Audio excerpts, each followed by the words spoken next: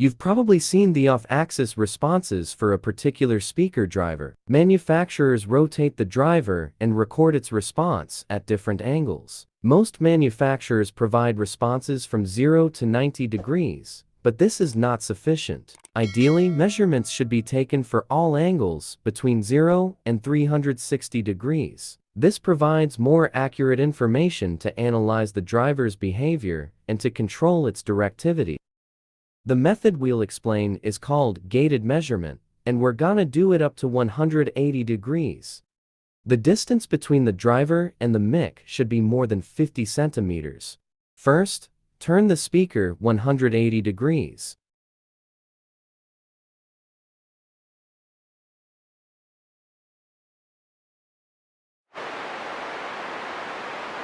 Level is low. Increase the volume to get level OK.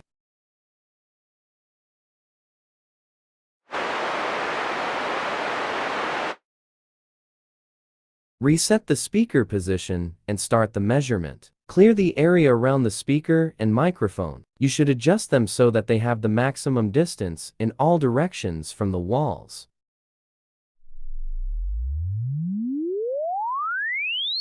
This is the initial form of the response, and after completing all the steps, the final clear form will be obtained. This is the result at 0 degrees. We need to rotate the speaker in certain angle increments. Although the best result would be obtained by rotating from 0 to 360 degrees, we will limit it to 180 degrees.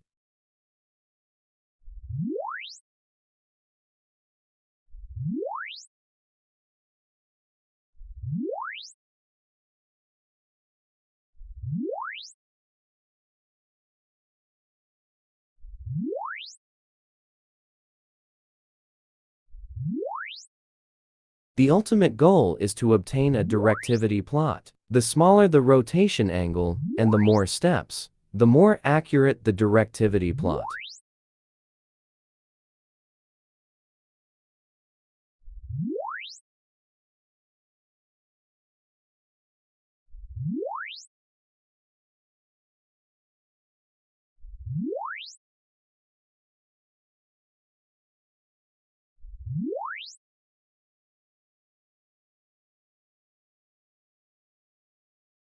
We have 14 measurements now.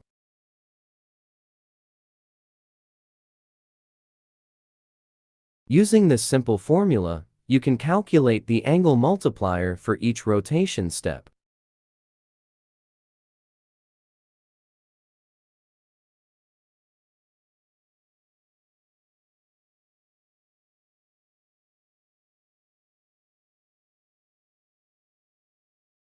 The resulting angles are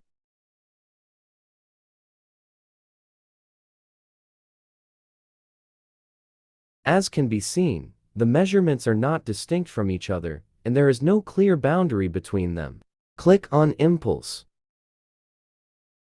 There are two components here, the fundamental and the reflection. The fundamental corresponds to the pure response of the driver, and the reflection corresponds to the room walls. It may be a bigger spike for you. And for the angles, after 90 degrees, the fundamental is usually lower than the reflection. We need to limit this response to the time between them. The larger the room and the greater the distance between the driver and the walls, the longer the time. As you can see, the start time for the main impulse is 0. Select an angle after 90. It must be 0 for all the measurements. If the driver plays a significant distortion, the main impulse doesn't start from 0, and we must set it at 0.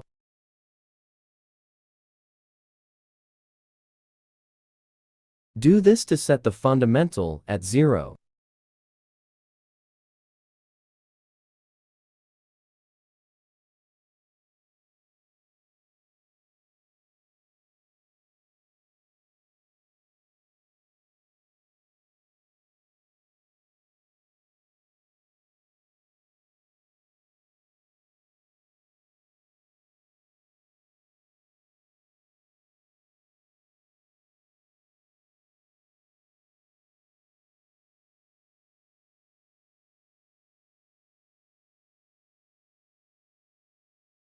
After these simple steps, we need to limit the response to a gate. The spikes out of this gate are removed and the pure response of the driver will be shown.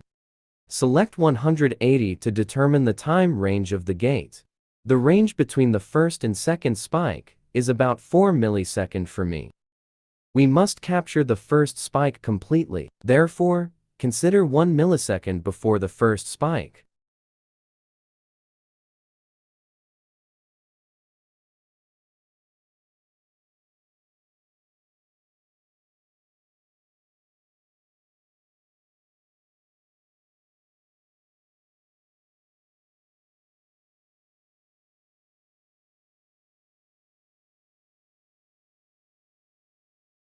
After these steps, you can see all the measurement angles clearly.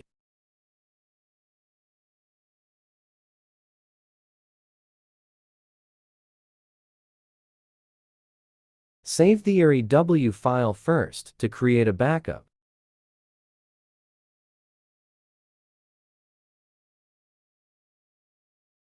After that, export text files for the other software.